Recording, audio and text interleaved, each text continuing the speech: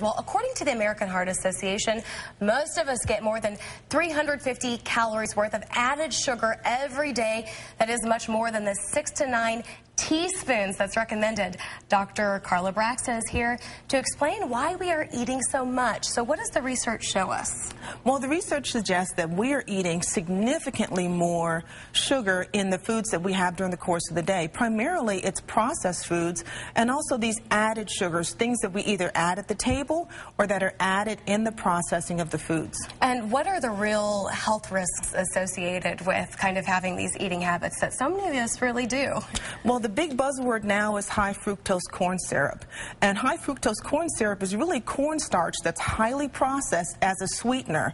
It's liquid, so it's easy to transport, easy to add to foods to make them sweeter. So it's being used in more and more products these days. And that high fructose corn syrup may be associated with increasing triglyceride levels, increasing obesity, etc. So there are real health implications. But I love that you've brought us some healthy alternatives, and I think some of these are pretty surprising. I want to start with this. I have always heard that canned fruit is not good for you, but there are certain things to look for, you say. A lot of things to look for in the labels, and what I have here are examples of products that we are all familiar with, labels we're all familiar with, that now have products without high fructose corn syrup or with only added sugar that's natural sugar and not the highly processed sugar.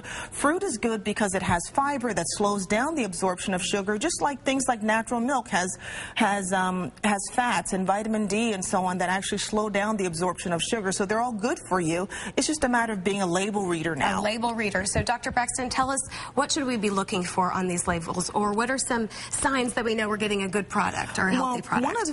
One of the things that's good to look for are some of these labels now for products that we're familiar with start with the word simply, like Simply Fruit or Simply Heinz, where now they're telling you by the label that there's no added sugar or that there's no high fructose corn syrup.